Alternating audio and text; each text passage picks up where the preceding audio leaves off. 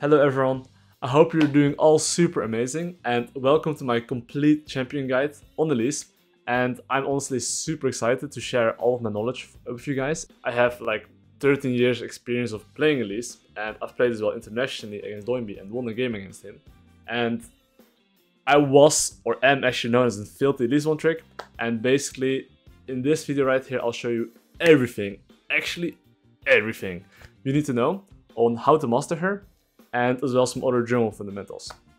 So beside that, I hope you guys will really enjoy it, and if you want to see any other champs in the future, just write a comment down below and I will be looking to make more of these videos if you guys like it, and I hope you guys will have a good one.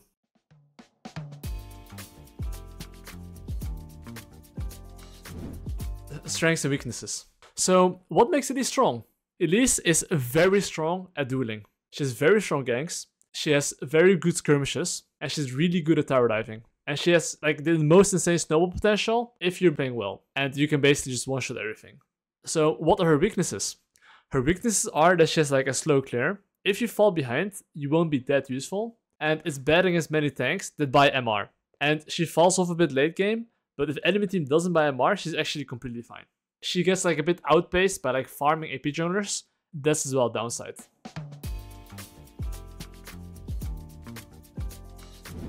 Matchups. In these pictures here, you can see that Elise has like pretty good matchups against these champions. And why is she winning against these champions? Because these champions don't have the fastest clear. And what happens is that if they would ever fight Elise head on, they would just straight up lose. They don't outrange you and they don't necessarily outtempo you, which is why these matchups are very good for Elise.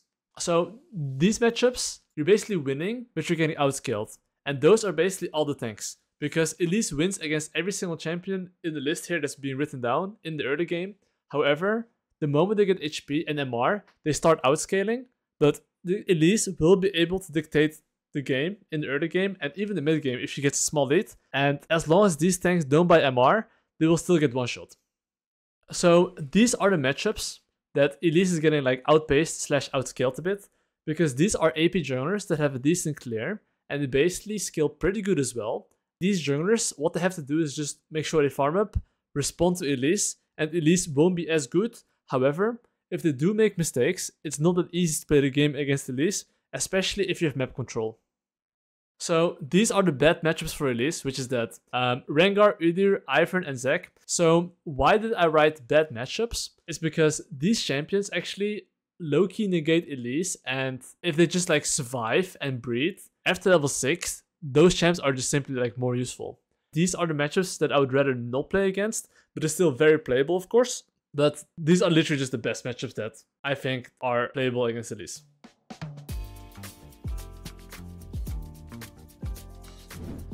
Champion synergy. So I'll be just showing you guys like which top laners I personally really like with Elise. And as you can see, the S+ tier top laners are champions that have like CC and are volatile. Because basically Elise is really good skirmishing, and these champs, well, get skirmishes going. And they have CC, and most of them have decent scaling as well, which is why it's good for Elise and their AD champions. As you can see here on the 8 top laners, why I put this on 8 top laners and exclude Malphite and Ornn because they're AP, I'll talk about it later. But basically the 8 top laners are like not bad, but not like really good, because an Aatrox doesn't have like a guaranteed CC, and Nas as well, you know, like while Gwen in some games, let's say, can be S tier, is not necessarily like always the best with Elise, you know. But I would say that Gwen is just OP, so it's like a good top laner. So whether it's on Gwen or not, it's always good in my opinion, as long as you don't have triple AP topside, ideally, okay? And why do I put Malphite and Ornn here? This is of course draft dependent. Let's say you pick Ornn and enemy has like immobile carries, and you have like a Yo mid lane. It's like S+, right? But Ornn in itself with Elise is not always good. It just depends on what the enemy has, okay? So it's more situational. Same for Malphite. The champion synergy on mid lane. I have a lot of AD mid laners on S+. Why is that? Because AD and AP mix makes it a lot harder for enemy to like buy Tabis or Mercs, which means your 2v2 in general is going to be better. Is Elise, let's say, Talon the best champion? Not necessarily, because like Talon's not like the best mid laner, but Talon in the right situations will be like S+. So of course it's very matchup dependent, but that's why I mostly put like these champions on S+. Now let's go to the A mid laners. I would much rather have like a Cassiopeia or Victor or Vel'Koz and Talia than on Syndra. And the main reason why is because if enemy buys Mercs, our CC will both be less, and that's not as good. Whereas like let's say that enemies playing against an Elise plus a Vel'Koz, yes, buying Mercs is nice, but it's mostly for Elise Cocoon and not for Vel'Koz. So Syndra loses a lot more value with Elise compared to, let's say, Cassiopeia or a Vel'Koz. That's why I put these champions. And why is Syndra still like an A mid laner? Because like, well, Syndra is just one of the strongest mid laners right now. And even though they have a lot of Mercs value, as long as you have an AD top lane and AD carry, it is completely fine. And the rather not, these are the champs where like Ahri, Annie, Mercs, Kestin, just AFK, not volatile enough, Malzahar, AFK farm. Like if you Malzahar, you want like Lee Vladimir, complete AFK, doesn't do anything. Rise Elise, if enemy has like Orianna, buys Mercs, you will never kill him. Vex, same thing. You don't want 2 burst champions in one team. You want ideally to have some DPS champions. Yeah, I mean Karma Elise, I mean it just sounds McDonald's to me, but I just want to make sure that you guys know that like these champs are not that good with Elise, but all the other champs are like actually not that bad because they provide DPS. But ideally, if you have AD mid laners, it is the best. But this is like the champion tier list with the synergy with Elise basically. So this is my AD carry tier list with Elise. Why did I put Draven, Kalista, Caitlyn, Kai'Sa, Samira the highest? Because these lanes are like low-key volatile. Just same with Kai'Sa. This champ is just a very good champion, which is why I put on S+ AD carry. So no matter what, is always good. But Draven, complete fist fight. Kalista, complete fist fight. Caitlyn, complete fist fight. So Samira, complete fist fight. Most of these champions, you need the melee support beside Caitlyn, you know? And melee support plus these champions is super, super good. As for the other champs, I don't necessarily think that other champs are bad with Elise, but I just think that these champs are just better because they provide volatility, and volatility is what Elise wants. The more volatile the lanes are, the better. But of course, let's say Lucian can still be like S+ AD carry in the right situations, same for Xayah, Rakan, right? It just really depends per draft, but this is just a general idea, so you know like which champs are fine, you know? That's basically for AD carry. So this is my support tier list with Elise.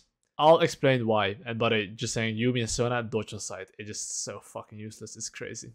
So why did I put this as like S+ support? Because these champions don't give Mercs value.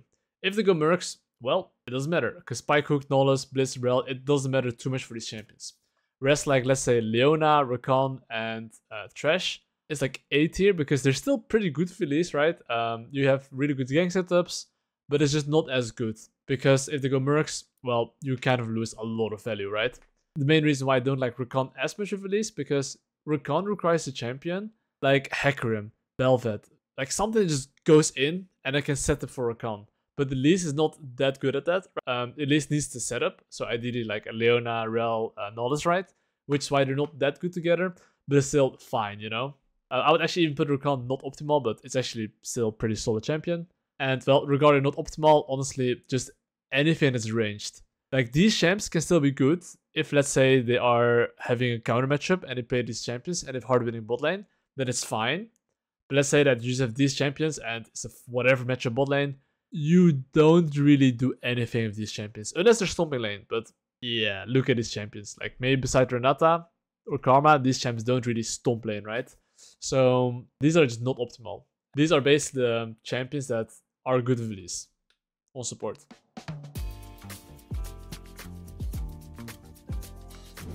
So let's talk about drops right now, because this requires experience and it's very difficult to know if you're not an Elise player for like 13 years. But I'll explain every single drop scenario that I have. I've made a lot of screenshots of several drops and I'll run through my thought process, okay? So let's look at this draft.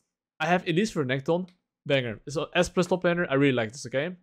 My mid laner is Elise Vladimir. Was one of those drafts where I had it not optimal. However, Vladimir is still fine and still like an 18 mid laner. As long as it has a good matchup, that is still very fine, okay? So I would still put Vladimir here as like, okay, as long as his matchup is good, because he's playing against an Ashe, he's playing against like Aurora. If he gets like free scaling, he can do some work, okay? And regarding Yasuo, Senna bot, the picks are completely fine as long as it's good for their matchup. But you have to think like this, right? Imagine we're like walking as a 3-man. a Yasuo, Senna, Elise against like an Ivern, Ashe, Leona. We don't really have a front line, which makes it a bit more awkward. They have like a Daisy, Leona that can tank, and Ashe that can DPS, right? Which is why usually having a melee support that actually allows you to like initiate the fight helps a lot. But if the matchup is very good for bot lane, then it's still fine with Elise. But if the matchup is like or even, then the champs are just not that good, right? And if you look at our 5-5 versus their 5-5, I would say that their draft looks like slightly better. I do think with these champs of ours, right, we have to snowball. Because how we should think is that Yone outskills this guy. I think Vladimir has better skill than Aurora, but Aurora is not like that bad, right? And I do think that Ivern outskills me. And as for bot lane, I think that our bot lane scaling actually is not too bad, because like we can win to a lot of stuff, and Senna skills decently too. But there's one problem in our draft. We don't have a clear front line that can walk up and create space, which is why I don't like this draft that much. On Vladimir lane, I can't do anything. Renekton lane, I can do something. Bot lane, I can do something if they're winning, but we have kind of dog shit setup. We have Yasuo Tornado, which is not bad, but it's not like wow, right? But yeah, it's like an okay draft. So this is the second draft. So this draft, I have Tristana mid lane, S plus mid. Lucian is like an A tier with Milio. So remember how I previously said that a range support you don't want? I'm not a big fan of it because imagine I gank bot lane. What's my CC? Nothing really, right? It's like a melee Q. So that's why I don't like range supports, because they don't make it volatile enough, and we can't decide when to go on them, but they can decide when to go on us. Which is why I'm not a big fan of range support, but if their matchup is really good, I approve of it. But it's not even like really good, you know? So, like I said, our 3-man, imagine we're like walking as a 3-man, okay? And we're fighting around mid lane, playing as Talon, Nautilus, Syndra. Their 3-man looks scarier than our 3-man. Our 3-man is like not that much threat, which is why I don't like this draft as much. Luckily, I have an Ornn here though. So remember how I said Ornn is like not that good at least, but in some drafts it can be good. Here it's playing against a Syndra, playing against an Ashe, and Syndra, Ashe, and Talon and Gragas don't have that much DPS. So if Ornn is actually involved in fights, we're actually not that weak with like a range support. Because the range support can buff the AD carry, and because it buffs the AD carry with a front line, we can actually play front to back. But let's say that this champion was like an Irelia. You go next really fast and you dodge, okay? Because we wouldn't have engage. We wouldn't even win front to back. It's just not that good, you know? So this is a draft where I still think is actually not bad, because if bot lane actually plays well with Lucian Milio and don't survive, sorry, if they survive, we can actually get to team fights. And if Ornn is grouped, I do think front to back we have pretty good threat with Ornn ultimate this game. So the third draft here, okay? Yone, I think right now one of the most strongest mid laner with Elise, is like literally the best pick in my opinion. I have like a Varus as an A tier support with AD carry. I would even consider like S tier. S because like they give Mercs value, but here they will never go Mercs, right? So it's like an S tier AD carry. Alistar, melee support, perfect. Okay, this is complete. This is like the most ideal draft ever, because Illaoi against like a Renekton, Nautilus, Jarvan, which is 3 melee champs, right? Which is really, really good. So I would say this draft is really good because they can't really buy Mercs. And if they do, I have like a Varus, Yone, Illaoi, which makes my champ a lot more OP. And I'm playing Elise against Jarvan, which is one of the, like my favorite matchups. And this is a matchup that basically is good for me.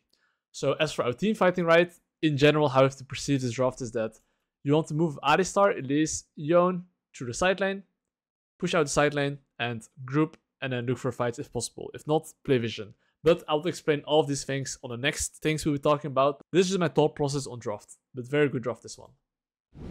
So this is draft 4. I have Elise against Nidalee, which is a champion that outpaces me and low-key outkills me, but it depends, right? Not if you have good engage. Because, well, if you have super good engage and you manage to all-in, then Nidalee is not that big of a deal. But let's say you have 0 engage, you're playing against Nidalee, and he's playing very well, it could be rough. I have Jhin, Leona. Like I said previously, I don't like Leona that much in my draft, but if I have, like, let's say heavy AD damage, and they cannot go Mercs, which I don't think they will, I don't mind having a Leona. But let's say that instead of a Yone, I had, let's say, a Syndra, and their mid laner Lucian goes Mercs, we're not gonna have a good time. But in this case, it's very well balanced. I have 2 AD damage and an AP top lane, which is at least an A tier, but it's S tier here because it's playing as Lucian, Kled, and Vayne. So in this draft, I would say our draft is good. We have setup. Look at the 3-man. It's like a Vayne, nearly Yumi. It's like not playable. It's like our 3 champs is just so much better. We can decide the fights and they cannot, okay? So this is like a very good draft. Draft 5. So I have basically Elise against Viego. Good matchup. So I have Jinx Nautilus against Lux Morgana. Lux Morgana does win this because like they can basically poke out the Jinx. He won't have any lifesteal. If Nautilus hooks in, he can't really hook in because they have a black shield, right? But their 3-man in general is a bit awkward because they have no one to face check. However, their champs actually don't have to go in if you think about it. Because Lux outranges my Jinx, and they can just play range and they don't have to go in, and they have disengage. So in this case, because they have Morgana, right? They have the range and they have the disengage. So their draft, their 3-man isn't necessarily too bad. I think maybe their Viego pick is a bit unnecessary. Actually, no, it's fine. Like maybe a Sinzai would have been better because they need like still a frontline, quote unquote.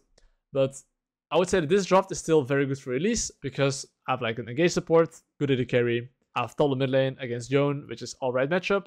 And our 2v2 as Talon, Elise against Viego, Yone is not bad. But one thing I don't like is Irelia against Malphite. Because it's Malphite against Irelia plus Irelia in general needs resources. But I have to put my resources on bot lane. So ideally, I would have liked a top lane that's more self-sustainable, that doesn't need help. Because I need to put my resources bot side. So you don't want to pick Elise with like triple threat unless your team is fucking good, which they're not. So instead of Irelia, I'd much rather have something very self-sustainable. Renekton, like Sion, just something that's okay on its own. Gwen, that just like is chilling on its own, scaling, and doesn't need too much help. Because Irelia needs to get a lead, or it's no BNO. So I would say that if they're a 5-man, their team comp is harder to play.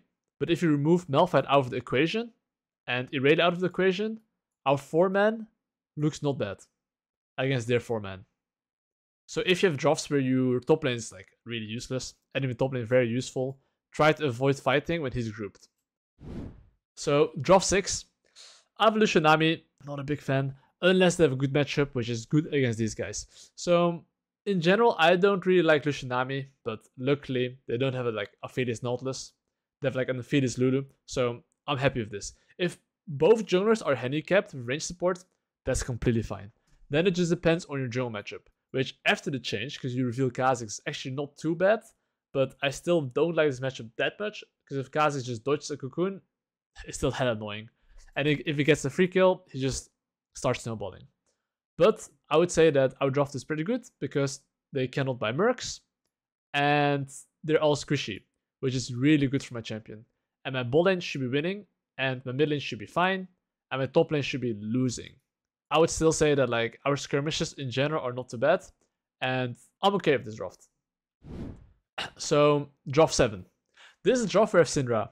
Remember how I put Syndra on like A tier and not S tier, because basically mercs value, enemy can go mercs, and we're not gonna have a good time. As long as enemy team cannot go mercs, I would say our champs are good, but very likely, right? Jhin is not like a hyper carry like Jinx. Jace doesn't have like insane amount of DPS, he has a good burst, so it's a good mercs angle for Vi, because he's playing against double AP. So I would say this draft is like, my matchup is really good. Mid lane matchup is like kind of even as well, but I would say the 2v2 is better, because they can just like ult this guy, Orianna Shockwave, he's dead. What we can do instead, if Orianna's mercs, pretty hard to kill, right? So we would have to ideally involve our bot lane. Because look at our bot lane. It's Nautilus against Janna, okay? Which means that if my Nautilus can run through mid lane, I think our 3-man should be stronger than their 3-man. Because they have Vi, Orianna, Janna. So ideally, if I play around mid lane, I would like to have my Nautilus involved, especially like later stages. In early game, the champs don't matter as much because they don't buy mercs. It matters more when they buy mercs. The moment they buy mercs, the matchup shifts, okay? And top lane, Riven against Jace, good matchup. But overall, this is not like the best draft for Release, but it's still fine, you know what I mean? I think I would rather have their draft, considering it's like Vi can Loki build tank, is a frontline for Janna, and he can just ult someone in, and some of my team's just gonna die, you know, like what's the counterplay? Whereas like we can't really go on them that easily, because it's still like Orianna to disengage, Janna to disengage, not like that insane, this draft. But it's okay. Draft 8. I didn't have the top laner, but that doesn't matter. With Thresh, I said previously, is like mercs value. With Thresh, if enemy jungler goes mercs, basically if like Elise and Trash walks around together, this guy's mercs, yeah, we're not gonna be one-shotting him. We don't deal damage to him, right? So imagine instead of like a Nautilus, sorry, instead of Trash, add like a Nautilus and he buys mercs, it would be better because then the mercs value plus the MR, right? MR and Nasty, I don't feel it as much. But in this draft, I don't like this draft that much because Trash Elise is like, it's like a snowball combo. If you snowball, you play well, sure you can win. If you don't get an advantage, it's lost because they buy mercs. Because they get MR and they get Nasty. Not good. However, mid lane of Fury, good. As long as his matchup is good. And I don't know what my top lane is going to pick, but a champ like Gwen, something that just scales pretty good. Because the thing with Elise is that you can get people through the early game, but you need your team to get you to the mid-late game. So going full early game is fine if everyone's good, but not everyone's really good. So having like a Gwen on top lane to just make up for the scaling is always going to help a lot. And going like an AP top laner with like AD mid, AD carry, that's completely fine. But this draft, meh, because of Merc's value. So draft 9, I have a Pyke here. Let's check the matchup first. I really like this matchup, good matchup. In general as well, always when I look at the list, I look at our 3-man, I look at our 3v3, and it's a Pyke against Senna. So bot should be volatile. Good jungle matchup. I have like a lot of AD champions. Having a Mundo on top lane is good because, I mean, even it's like AP the Q, it's like they're not gonna buy Mercs because of it, because of like triple AD threat. And if Viego can't buy Mercs, I can one-shot him at like all stages of the game. I would say that they don't really have much engaged. They have like a Sign ult, but it's not that reliable, right? So, and we have like a Pyke, it's not that reliable either, but we can basically decide to fight with very volatile lanes, which is very good for Elise. I have a tank top lane, which is very good because Hwei, Senna, Gragas, Sign don't deal damage. Imagine add a Renekton and have a Sign, they would kill our front line faster before we kill their front line, so we would win, we would lose front to back. But in this case, it's actually winnable because they don't have damage. So this draft is approved. And another thing that's super important, guys, is that in Champ Select, if you're an Elise OTP or an Elise enjoyer, you should always ask, do you guys play AD champs on solo lanes? And hover Elise, because then at least you know that you're not going to end up with a triple AP topside, hopefully.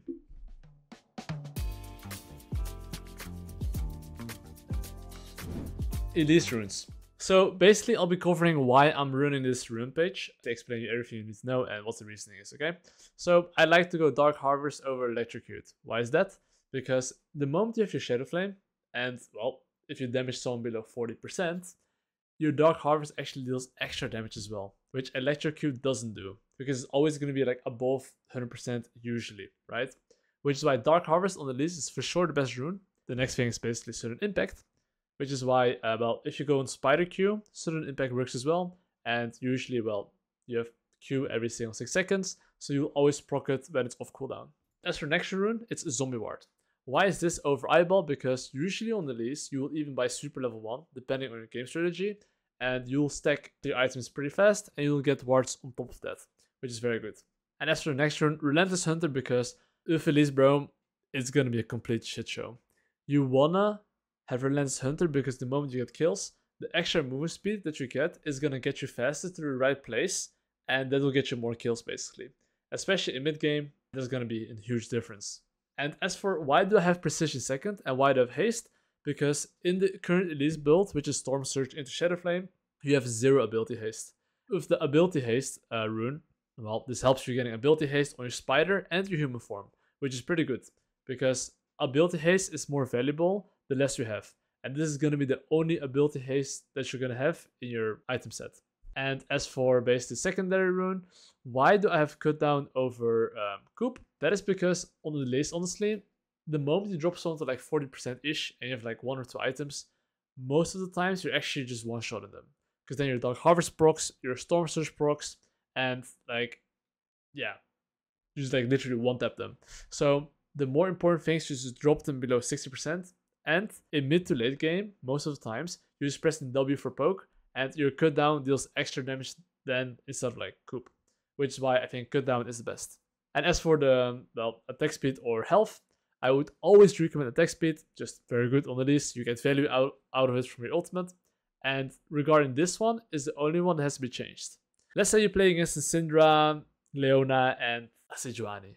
You don't always want to run the health scaling. You want to be running the nasty and slow resist, for sure, okay? Let's say that you already have a game plan in the early game and you know you want to invade. then I would recommend the health rune. But most of the times I just choose between these two. But this one's really important if you play against CC. That's it for my rune choice.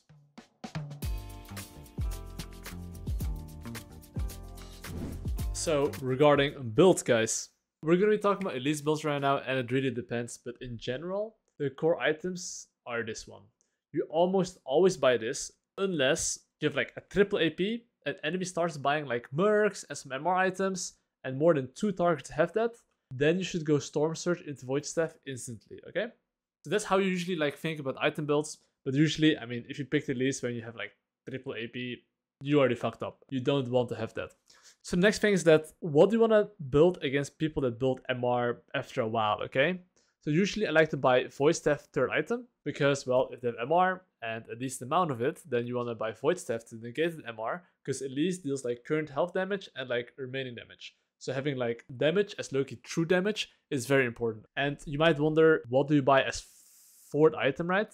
That's the thing, it's going to depend on the draft, but let's say that you have enough damage in your team and you just need to create space. I would recommend Zhonya's.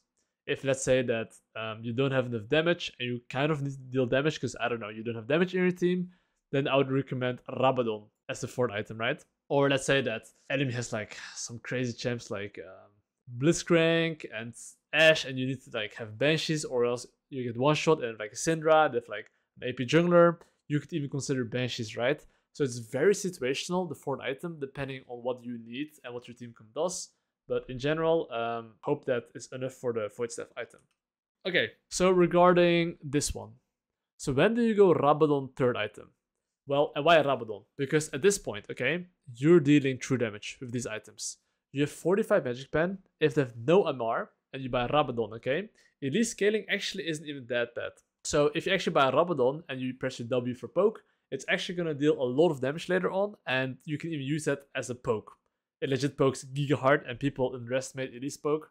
So I would highly recommend Rabadon whenever they have like no MR and you don't have enough damage. As for, well, then you go Zhonya's. Let's say you're very ahead and you have enough threats in your team.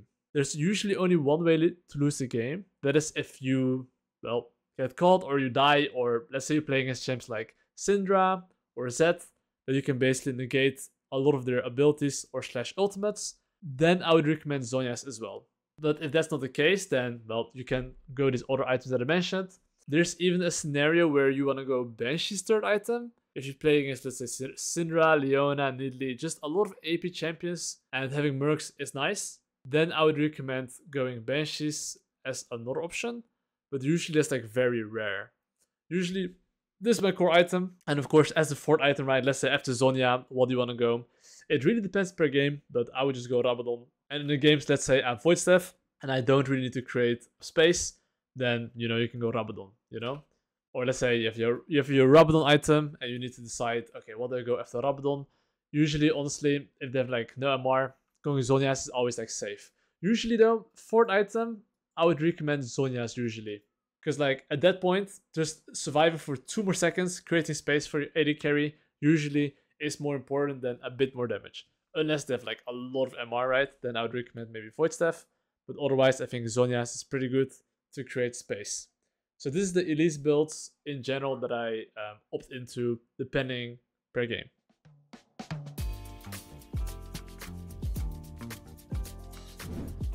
Here, I'll be showing you guys just how to clear on Elise. It's not like fully optimized, but it's fine, you know. So one small thing I did there is I actually alt-tag Q, then I smite RQ, because my Q is basically an execute, okay? That's how I want to do that. And, well, now I'm just gonna get the blue buff. And here, one more hit, you don't have to keep hitting it, because the pet is gonna finish it off. That's something you have to get good at, and just alt-tag W. Always try to alt-tag cancel with this spell. The moment I used everything, I change form. I use Q, W, alt-tag, W, Q, run. So now I go to my wolves, okay? I usually always start with alt-tag. Alt-tag, and now alt-tag, W, Q. You see? I keep hitting the big one. I keep hitting the big one, and I keep hitting it. And after now, right now, my camps or spells should be up.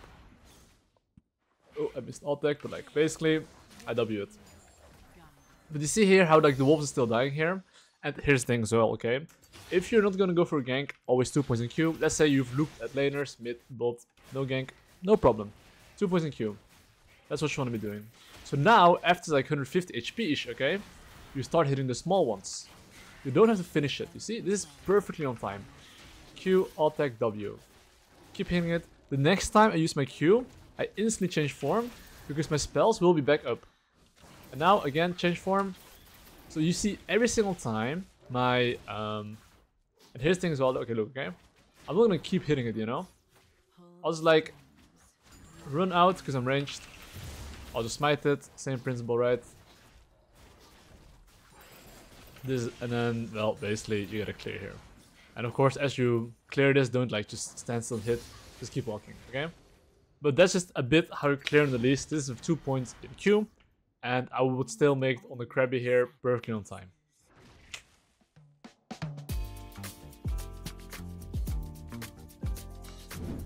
Tips and trick on the Elise. So the first trick that I'll show you is that the flash cocoon, which is that, let's say this is an Ornn in front of you, and this is a Jinx, okay? And you want to cocoon the Jinx, and this Ornn is body blocking you, which is very normal.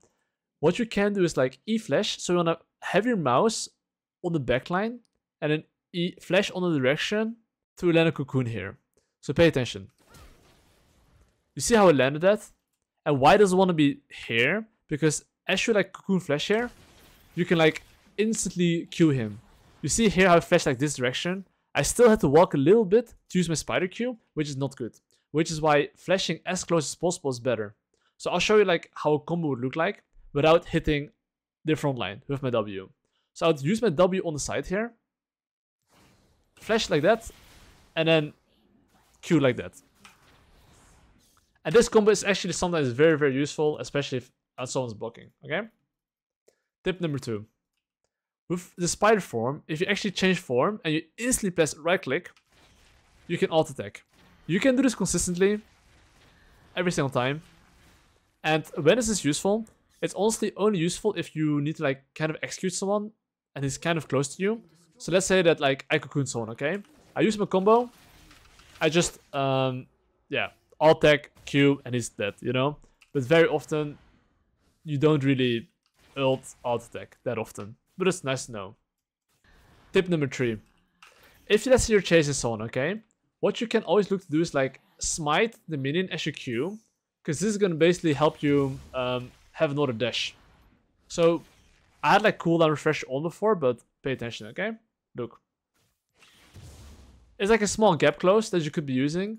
I personally think it's not that useful and you almost never need it. But it is good to know that you can do this. And you don't want like smite like that. You always want to Q and then smite. So your Q is still available, okay? So it would be like this. Let's say you're chasing someone. You're in spider form. It will be like that. But it's not honestly that useful.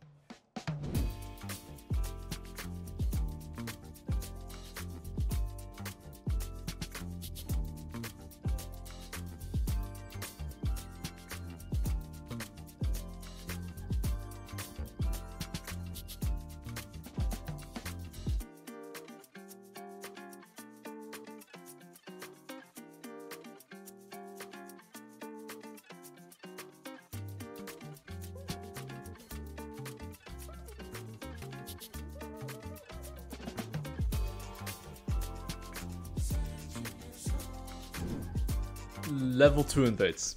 So the first topic we'll be talking about is like when to invade level 2, okay? And I'll write first down the conditions on when to invade level 2. And these are the conditions that you want to do if you want to invade. Which is number 1, you need to win level 1.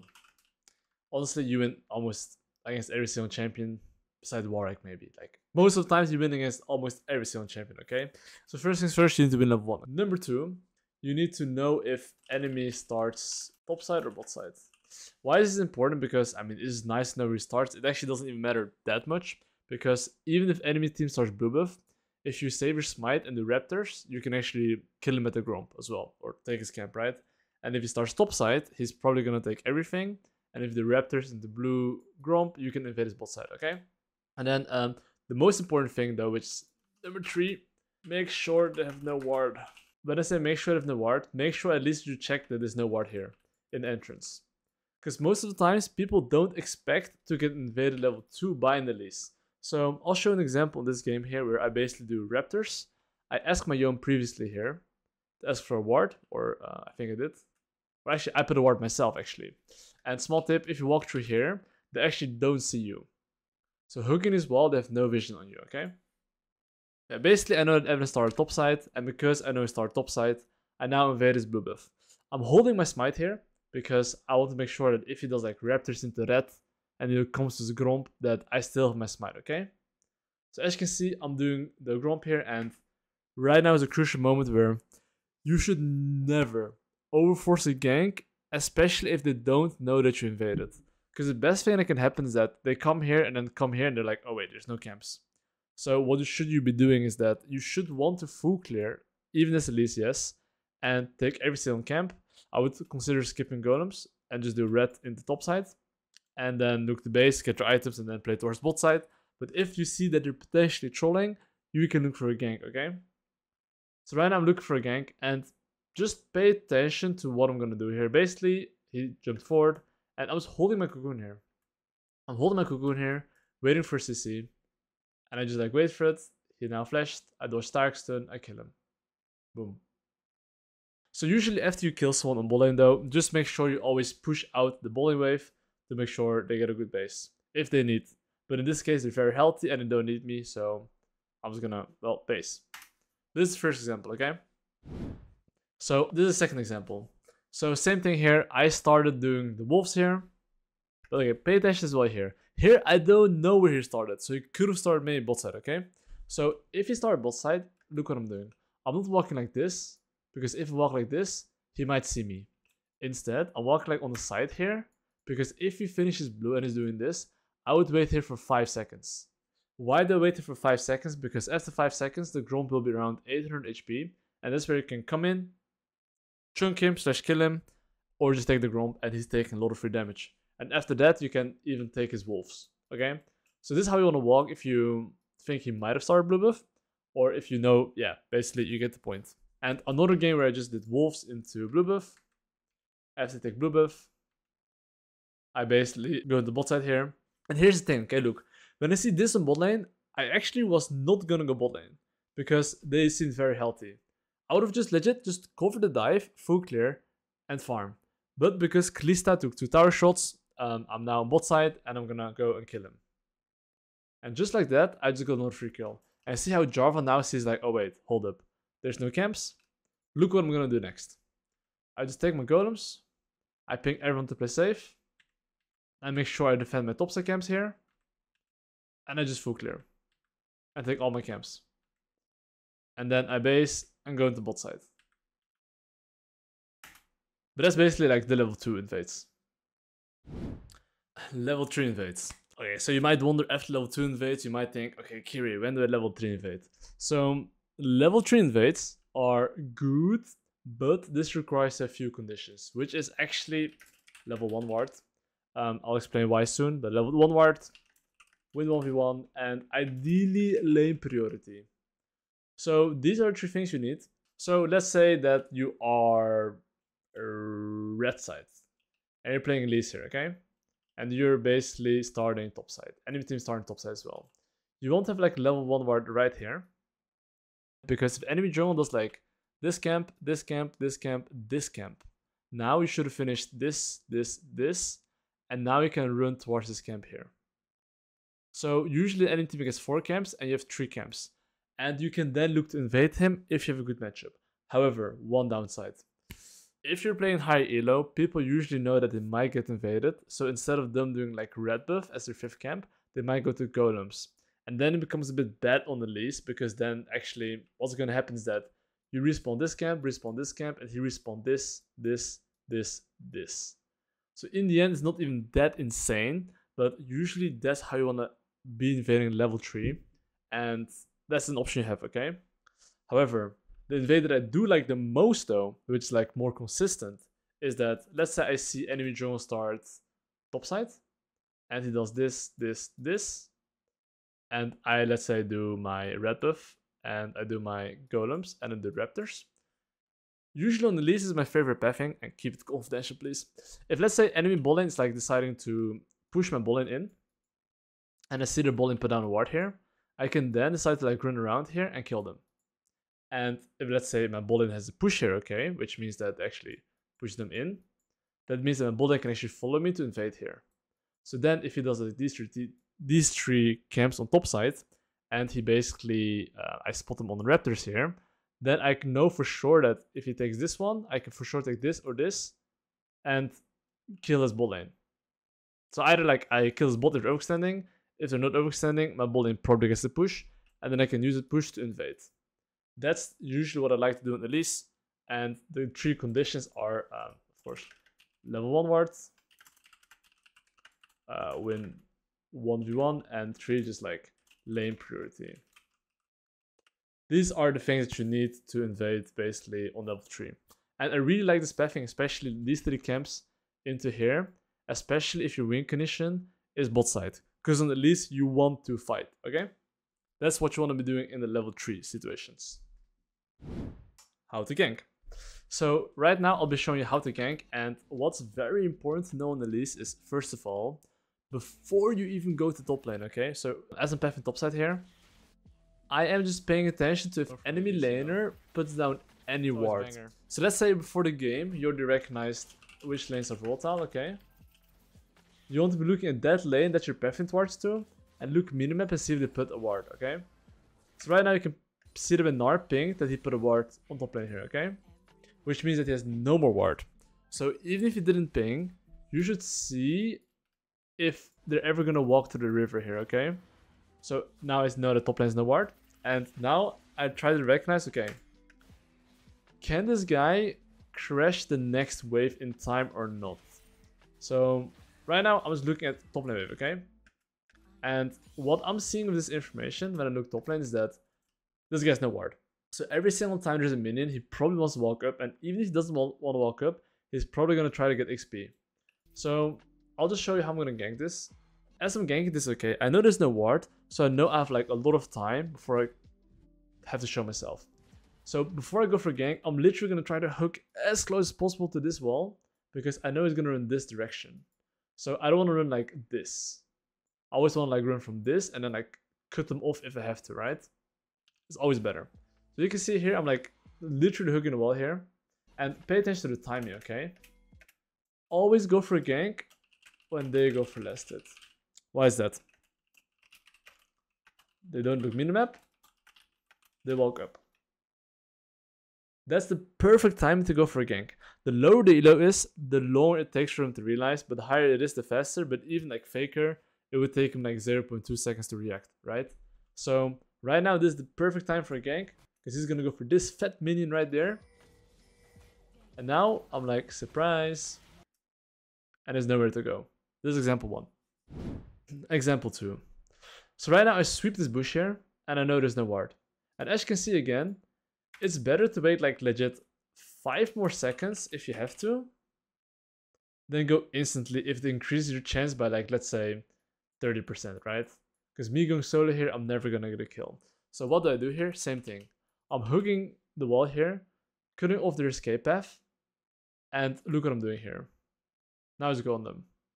So same principle here. You see how my Q's on cooldown? I'm waiting as long as possible so I can just jump on him, alt attack, Q. Now Leona came here, boom, he died. And but you can see here basically the same pattern, right? That I basically just waited a bit and I got him. And just a small thing to add on top of that, when I went on this Elise, is just a bonus. Look, I alt attack him, Q him, and even though my Q is available, okay, think like this. If you have one spider Q, okay, just use it as late as possible, because execute. Let's have 2 spider Qs and I'm playing a Sejuani, you can use spider Q instantly. You see here how I have like Q available, but an alt attack, another alt attack probably, and then I use my Q. Main reason why is because I want to deal as much damage as possible for the Q. That's just something at least to think about, so the condition is, can I use 1 or 2 Qs? Third example. So right now, same thing, I'm sweeping, no wards, and the thing is that you don't always have to go for last hit if they're already very deep, right? You can just go. But here's the crucial part. if you're going for gank, okay, the longer you hold your cocoon, the more these guys are gonna like try to wiggle. They're gonna try to like sidestep the cocoon, but that gives Varus more time to hit him. So pay attention to like how they're moving, okay? You see how someone like even walked back? They're trying to dodge my cocoon here. And because of that, my Varus like literally on top of him, and someone has that. So sometimes as well, if your team is kind of far away, it's good to like just hold your cocoon. Because look from this distance. Imagine someone that keeps walking and actually flashes. I think Varus like won't reach him. But because he sees me, he's like, look at this distance, by the way. He's like, hold up. I'm trying to dodge a cocoon. I'm gonna try to dodge again. And by now, Varus got really close. And that's just how I want to gank, right? Which is like, wait for the last hit. Make sure to be patient. That's how you actually get kills, and that's basically how you gank. Cocoons. Alright guys, here we're going to be talking about cocoons. So basically I'm going to be explaining how to use your cocoons as Elise. The most crucial thing about cocoons is when they auto attack. When they auto attack, they're standing still, and that's the time you can trigger cocoon. Really good players will like stand still and then sidestep again. But in low elo, which is like below master, even grandmaster, people like, well, move like this. Boom. You see? So I'm gonna play it again, and it's pretty simple. Basically, as the alt attacks, cocoon, boom. And another thing with my E, okay? I'll just add this on top of that. You see how my E is like basically available, and my Q is off cooldown. On Elise, right now, even though I can't reach him, I'm actually holding my E that I can like alt attack Q him. So see, right now I still can't reach him, but as E, I stay a bit in the air, I wait as long as possible for my Q, then I jump on him, alt attack Q if I need to, but I don't have to in this case, right? But that's when you should throw your cocoon. This is the first example. This cocoon is a bit different. This is the cocoon that you should use against champs that CC you, like just a champ like Syndra, Janna, just any champ that can kind of CC you. That's when they let their guard down, or like Ari Charm. So pay attention to my cocoon. I know Janna has Tornado, so instead of like relying on his alt attack or anything, because he's just gonna run straight, I low-key wait till he uses his Tornado, and the moment he uses Tornado, that's when I expect him to like walk in his straighter line, and that's when I throw my cocoon. Because that's when they low-key let their guard down, and that's when it's easy to kill him, okay? So you can see here, I'll show it again. He throws Q, boom, WEQ, he's dead. Alt attack Q. And now the last example, which is that, let's say you're coming from behind, and enemy team doesn't see you. So this has to do more like understanding what he sees. So think from this guy's perspective. Is this guy gonna walk in his face? Probably not. The moment Lucian walks in his face, he's not gonna like walk into him, right? Syndra's probably gonna walk back.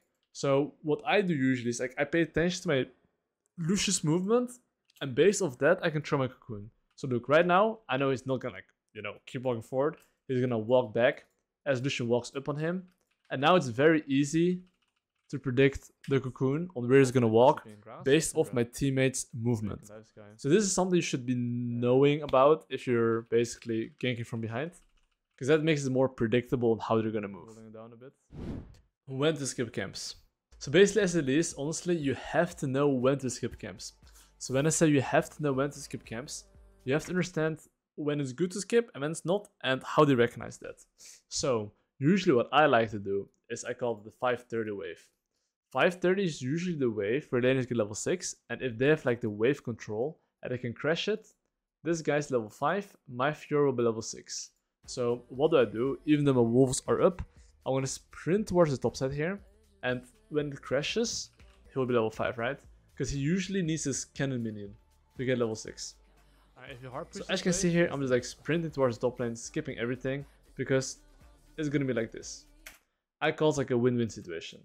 Either enemy jungle is covering, which means he's not farming, okay? But let's say he's not covering, enemy dies. In solo queue, almost always worth to do. Laners or junglers, sorry, have really bad map awareness. So here, I'm just gonna dive in. I just tank the wave. And as for gank execution, right, just make sure that you just find a good angle for cocoon. So there's different angles for cocoon, okay? This is like an angle where you can stand, and then it's like he can walk like either this way and this way, right? But this is like the hardest cocoon to land, just so you know. Standing here is the hardest. This is like semi hard, but here's the easiest. Why is that? Because like right now, if let's say you're here, okay, you throw Cocoon. Well, there's not much to go here, right? If you throw Cocoon from here, he can still like go this way and this way, right?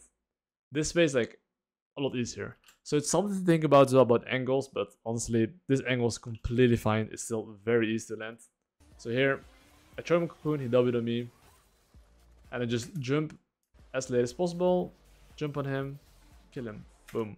Now he lost 1 wave, 2 wave, I don't know how many waves he lost, but he lost like a lot of gold here, right? So this is example 1. Example 2. So same principle. Remember the 530 wave? Ooh, that's painful. So you see this wave that's coming here? That's the key wave where I want to be on top lane. So this wave that's coming, if like it's gonna be Loki here, I will skip every single camp to be here on top lane because same thing. Either enemy is here and he wastes his time as well, or I'll make them at the very least share XP. No, not again. And no. Yeah, that's why I'm like rushing here to the top lane, and once again this guy lost all this farm. But as you can see, very often the times I'm skipping is at 5:30, but even in early game I will be skipping if the waves are bad, but I'll be talking about that later in the video. Enemy lost some farm here. In this situation, it's not really a gank or a dive that I'm skipping camps. In this case, it's a cross map. So right now I just died to the Viego and he's going to the groups, and I'm fully aware of that. So since I know that he's going towards the groups, I still want to farm. So what will I do here? I'll do my raptors, and I know that if he's on the groupies here, I can look to dive ball in on this wave. The most important thing as Elise is wave control. Your laners need to have wave control and be able to crash the wave. As long as they can do that, you can dive. So you see here I'm skipping my wolves, Gromp, just to rush towards the bot side and dive him. And why is that? Because this is my only timer I can dive bot lane. Because now if Viego bases and rushes bot lane, this is the best timer that he cannot be here. Choice between red buff. So I'm skipping every single camp to just go bot lane here, because I know that, well, he took the groups, he's down tempo, and that's why this is the only opportunity I have to dive the bot lane. That was a good choice. He's still. And after I dove them, now I go back to farming. And well, and that's when you want to skip camps as well. Like when you know that you can't contest an objective, you want to at least get something on the other side, and then you look to farm your own camps. And diving. So here we're going to be talking about how to dive on Elise, and this is super important, okay? So first things first is always like, just understand the cocoon angles. Like try to not throw cocoon from here. Try to always throw it from like either an angle like this or like from here. This is like much easier than like from here, okay? That's first thing. You need to know how to execute. Second thing, when should you tank or when should support tank, okay? So right before dive, you always want to tank as your laners can follow up, okay? And I think personally as the Elise, you should almost always tank because you have like your repel to escape. Unless your support's omega useless, he can just hook, get out, and then he tanks. But I would recommend Elise to just tank, but support tank is completely fine as well. I think at the highest level, I think support tank is the best, but I would not trust supports in lower elo, so I personally prefer to tank. But right now, just pause the video and think what you would do, okay? And I'll show you what I'll do. So right now, I am at level 2, I don't even have Cocoon, but I just want to kill this guy. So the goal should be actually that my support should tank here, because I don't have repel. So my support should be tank here, and the moment he tanks, I just blow everything on this guy. And that's all. I think that's what's gonna happen. He tanked, I used my combo, he dead. Easy. This is example 1. Example 2. So right now I'm going for a dive here. The wave just crashed, and as you can see I'm holding my spells a bit just to see how they move. I always like to hold Cocoon. Main reason why I like to hold my Cocoon here is because if I see how they move, it's easier to predict. So the moment they see me and they still keep walking straight, I'll just throw my Cocoon straight.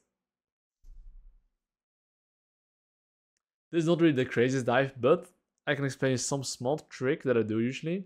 So you see this tower shot. One thing on Elise that you almost always want to do is that if your laners are like hitting a person, you want to walk as far as possible.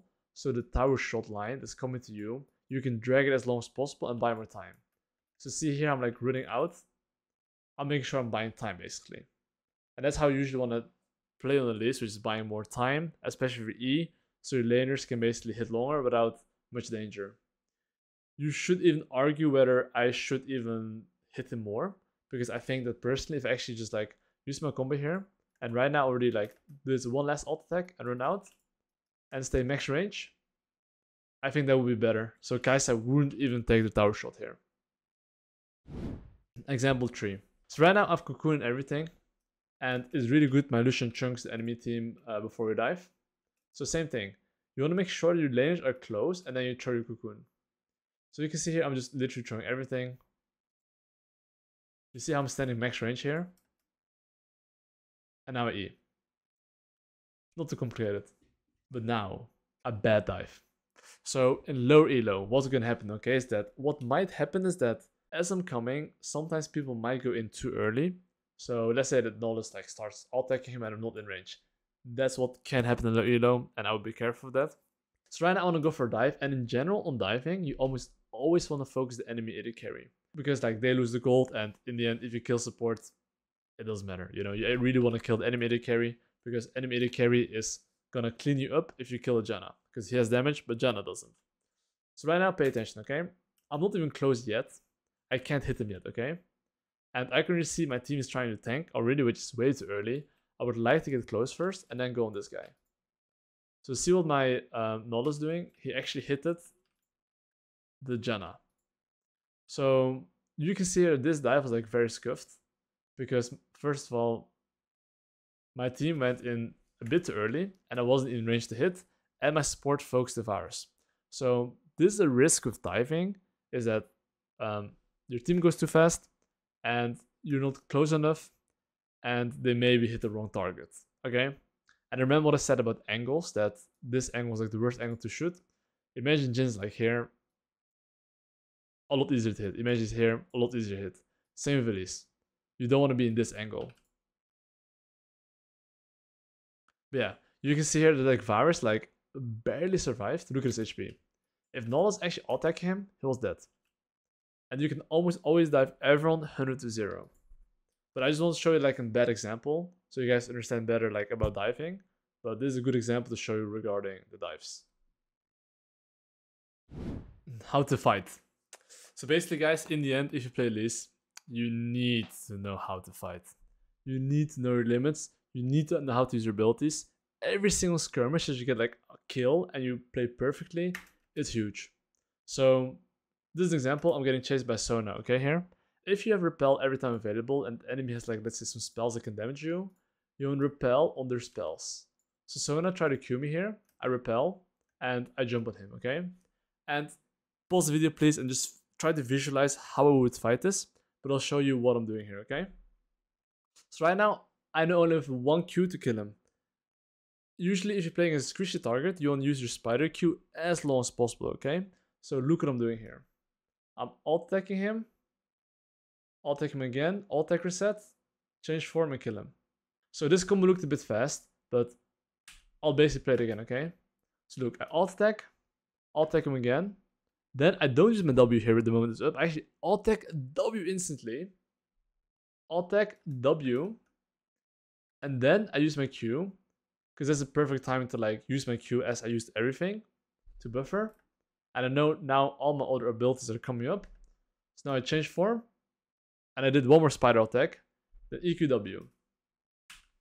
So basically like, the thing that I did here is just dodges damage and perfectly use my spells as late as possible.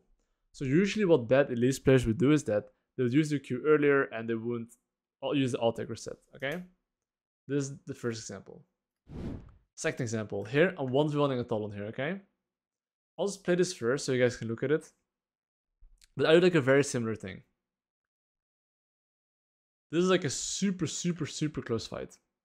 So you can see here as well that in this battle right here, the most important thing that I did is that I used my Q as late as possible, because that is remaining max HP damage, okay?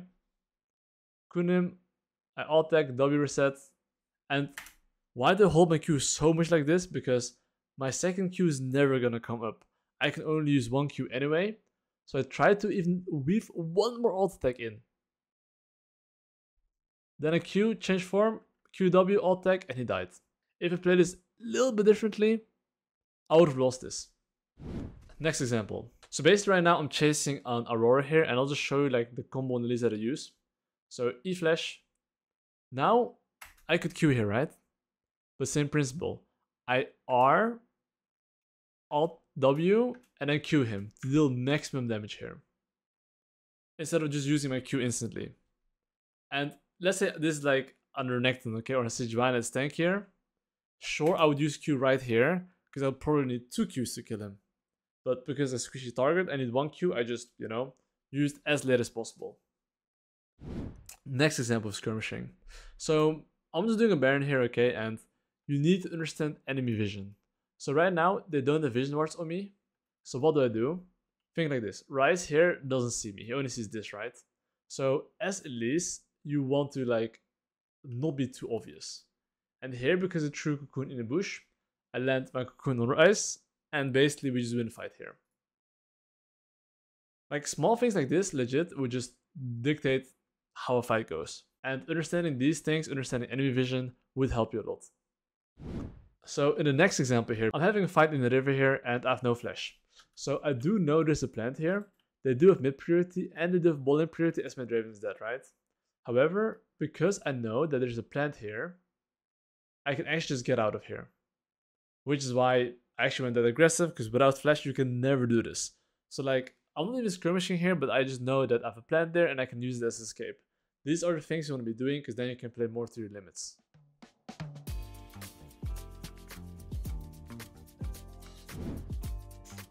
Hey guys, this is gonna be the POV explanation on a VOD basically. It's just basically me playing Elise and running you through my thought process on what I'm thinking and why I'm doing things, okay? And basically just like how to snowball, and then I'll show you after this one the practical one. So basically I'm playing Elise here, and I'll pause the video here for a bit so you guys can see what I'm playing against. So okay, as Elise, okay, you always want to think about which lanes are volatile. So when I say which lanes are volatile, which lanes are fist fighting. So which lanes are fist fighting, I would say every single lane. However, as well, do you have a winning jungle matchup? It's Elise against Vi, which is a good matchup, okay? So if I invade him level 3, I can win. So what's my game plan going to be this game? So knowing that I win 1v1 against this guy, and knowing that like top is volatile, bot's a bit volatile, I can look to the 3 camps bot side and look to invade him on his bot side. Because I know that if, let's say, the bot lane plays aggressive, I can punish them. If they don't play aggressive, I can invade him. So you see how I'm asking like a ward here for my TF, is to see if he starts top side, for sure, I can look to invade his bot side camps. So that is my plan that I plan to do. I see him now start top side, and I'm planning to start in bot side, and I'm gonna go towards his bot side here, camps here, okay? So as I'm doing Raptors here, of course, here's the thing, he is going to be doing his Raptors and he should be pathing towards bot side, okay? So knowing this information right now, as I'm going towards the bot side here, I'm paying very close attention to minimap. I'm looking if their bot lane puts down any ward, and if they do, I will see where it is and then I can run around. So let's say I would put a ward right there. I can always look to just take this and run around all the way if I want to kill them, okay? But right now, as I'm paying attention to bot lane, I don't see that they put a ward down. So I'm just going to path towards the bot side here. And just see if they put down a ward, you know. If they don't, then, well, I can gank. If they do, I can always run around if I want to. I can always path towards the top side. It depends on how volatile it is, but yeah. So, as I'm going towards the bot side here, they haven't warded yet, okay? They haven't warded yet. I'm just waiting a bit so I don't make it obvious. And pay attention to my clicks, okay? You actually see them like walking like this way a bit to make sure that like I cut off their escape path, you see? And I'm as well trying to alt attack here before Q instead of Q alt attack, because I just want to like execute him. And let's say if if the moment I alt attack Q, I can gap close with my Q. That's what I'm trying to do here. So he flashed, well, I cocoon Poppy, finish him alt attack, kill this guy. What goes through my mind right now after I got this, okay? So after I got this, I have to think, of course, well, these guys need the base. So they want to crash this as soon as possible. So I'm trying to help them crash. And as I crash this, I pay attention as well to the next wave. I'm thinking, does the wave hit before the next wave? If yes, I don't have to help them. If it doesn't, you know, then they're, yeah, you get my point. But the wave here is completely Gucci, and they don't really need help here. So you see how I'm like pinging here, laners have to be careful. Because I know right now that I'm down tempo. So now I'm like down tempo. As Elise, you need to know when you're down tempo and when enemy team has a turn. So you have to spam ping to ping your laners to play safe. And oh, now as well apply the 2-minute rule. So if you wonder what the 2-minute rule is, okay? The 2-minute rule is very important on Elise. So basically at minute 5, that's the time it's a big fat slow push. And that's the time I want to go towards the bot side. So it takes like 1 minute for this wave to crash to my tower. So it's like gonna take 1 minute, okay? And it's gonna take 1 minute from our tower to the enemy tower. So I call it like the 2-minute rule. So if I go from base right here and I clear top to bot, in 2 minutes I should be bot lane because it's gonna be a really big fat wave. And by the time Vi clears his bot side camps, he's gonna be back on top side. And that's the perfect timing. I can look to dive their bot lane. So you even see me write in chat 2-minute rule. That's because I know that if I just full clear top to bot right now, my bot lane will catch the wave. After they catch the wave, they'll make a very big slow push. And I will use the slow push to either dive them, take his camps, or do the Drake. But I will do something always for sure. And I'll get something guaranteed. So you can see now the wave crashed around 3 minutes. So now it's like 340. And I'm just farming towards the bot side here. Poppy just dashed in. I was full clearing. And of course, as I'm full clearing, I'm looking at each single lane. And I'm thinking, okay, do I need to help anyone? If not, then, well, that's wonderful, you know? And it seems like everything's completely Gucci here. So I'm spamming towards the bot side. Now it's 4 minutes. You see, it's like 1 minute has passed. And the wave has now crashed under the tower. And that wave is going to be building with the next wave. So Vi now based. And he's going to go towards the top side, okay? So knowing he's going to go towards top side, okay? I ping right now is going towards top side. So my top lane knows how to manage his wave. And you see this wave that I ping right here? You know, we can dive this wave. So this is a 2-minute rule. So the next wave that comes, my bot lane can build a slow push because they're winning. And as they're building a slow push, that's the wave I want to look for a dive. And this is the timer that enemy Vi is in the top side. And Vi now has 2 choices, okay? Either take top side and bot dies, or cover bot and don't farm. These are 2 choices that you have here, okay? Yes. So now I'm pinging bot and hey push. And now, basically, I found a Poppy here. So now Poppy died. And now, well, because Poppy died, Kai said that. And this is called like the 2-minute rule. So, and now Kai said died. And now I can apply the 2-minute rule again. I can just now again, if the wave is bouncing, it's gonna come 1 minute towards me, 1 minute towards the enemy team. So you can see right here, I'm writing again, 2-minute rule. In the next wave. You can see in text, you know?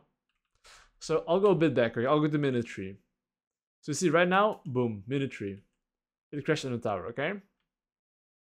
At minute 4, it crashed under my tower. So 4:30 is like the build-up wave. At minute 5, boom, the dive.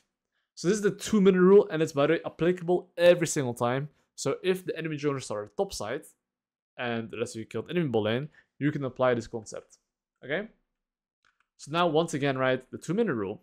So I now just plan to path towards the bot side, and I see a random Poppy here, so I'm like running for my life here. And I'm just chilling, you know? So at the moment, there's a fight, so of course I'm fighting. This fight is nothing too crazy, I just press my abilities here. I play slow. You can see I have cooldowns here. So the moment I have cooldowns, I just like play very slow.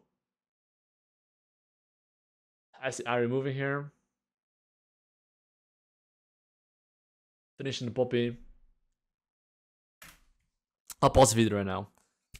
Think. What would you do right now? What would you do? Just pause and think what you would do right now. Hopefully I'll press tab, but pause the video, okay? So, in general, okay? After kill, you have to think about this thing. Do I need to base? What on a play for? When? Do I need to base? Not really. Like 600 gold is kind of whatever. What on a play for? I want to play bot lane. They're completely cooked.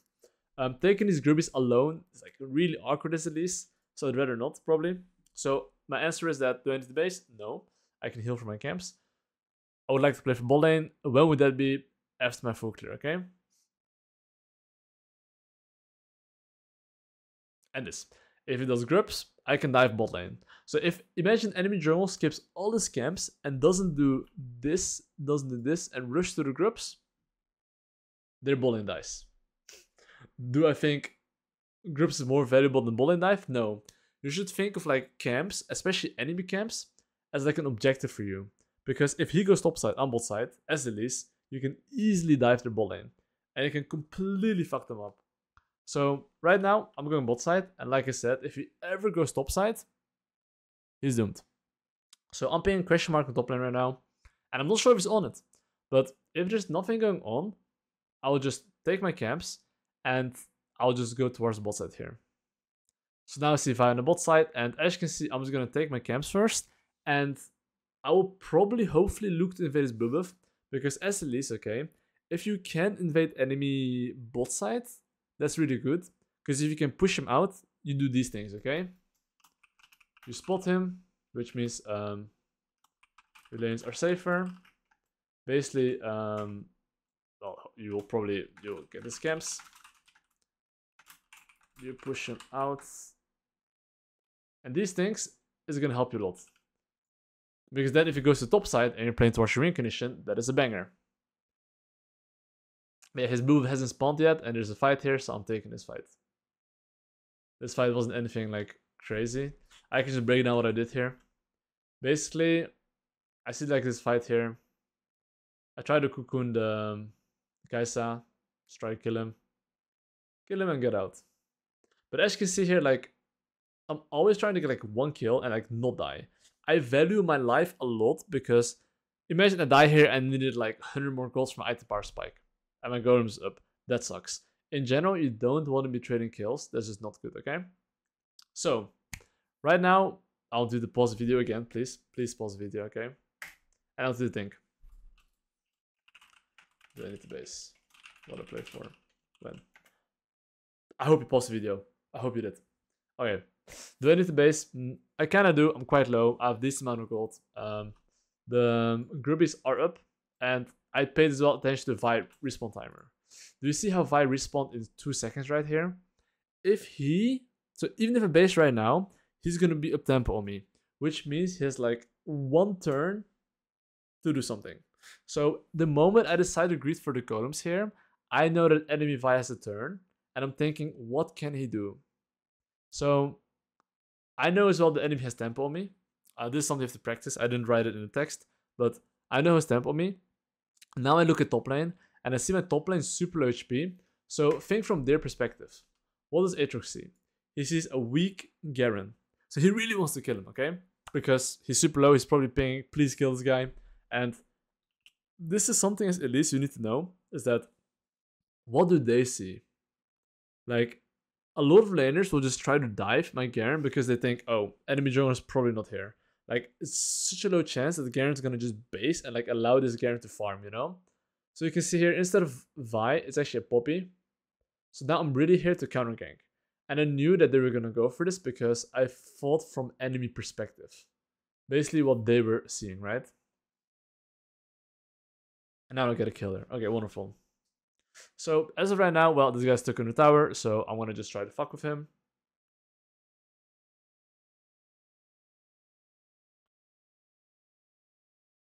I know I don't have too much time, but I can just Q him and jump in the air and escape. Boom. Voila. Nice.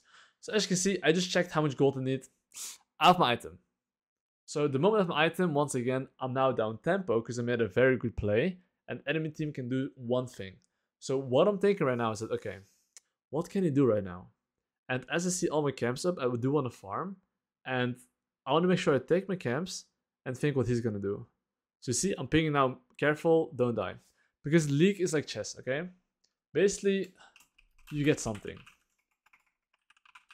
1-0 for me.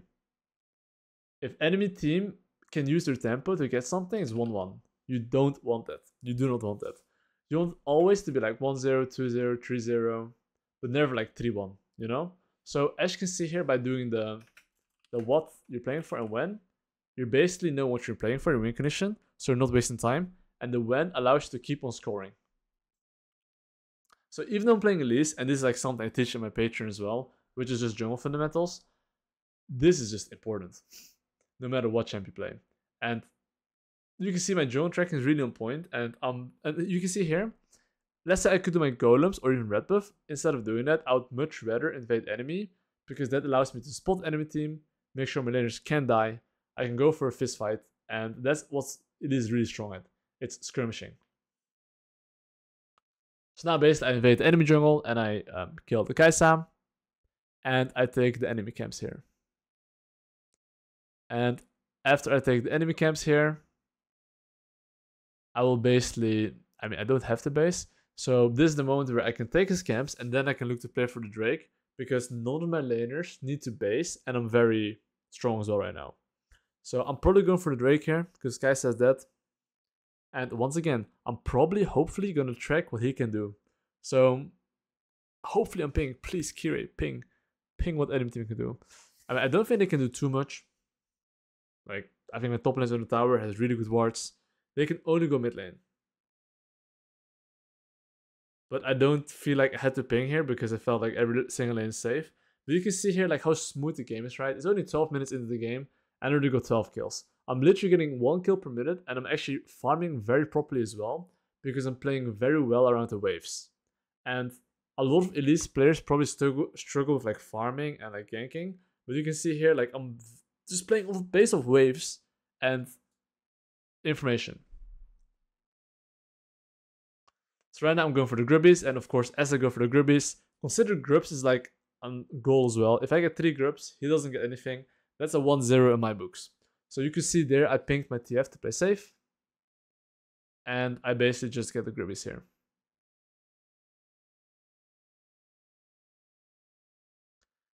And after this, of course, I'm looking for a base, because I've got my item power spike, and now I want to play for mid lane tower. But because, like, of course, bot tower is down, top tower is super low HP, so I want to play for top / herald probably. But as of right now, I want to take my camps, right? So this wave that's coming right here, and this wave that's coming right here, I will not be contesting. So those are the waves where you have to ping your laners to play safe, because every single fight they're taking with you, you cannot lose. So if you think your teammates are remotely in danger, ping them back, because imagine that they fight now and Vi's there, it's their best chance of winning, right? But imagine they don't fight and they wait for you, let's say on the next mid lane wave and a contested wave, they will all die for sure. So as Elise or any jungle champion, okay, you need to know when you're fighting and when you're not fighting, okay? And this is the moment I do think my laners are like super far ahead, they have super good vision, so they cannot die. But even in an even game, these are the things you have to be thinking about, okay? So right now you see how I'm pinging the wave that's coming, because that wave that's coming, I'll have finished my wolves and gromp, then I can go through mid into side lane. Because after minute 14, okay, basically your camps, the wave of mid lane is faster than the side lane waves. So especially in minute 14, mid lane priority is more important than side lane, because like let's say you see the wave here, the wave's already at the tower, and the moment this wave is at the tower, the wave's in the middle. So that's why mid push into side lane is like more important. Yeah, there's like a little fight here. I mean, I'm probably just gonna one-shot them. I'm head of it. Boombaya. And right now, basically, I think the game ends very soon. But you can see here, this is just like essentially like the jungle fundamentals on the list that you need to have. And I think like they just get fucked in the FF, right? But all of these things are like replicable. And after this video, you'll see basically a POV VOD of me playing and explaining as well, okay? And yeah, see you in the next one.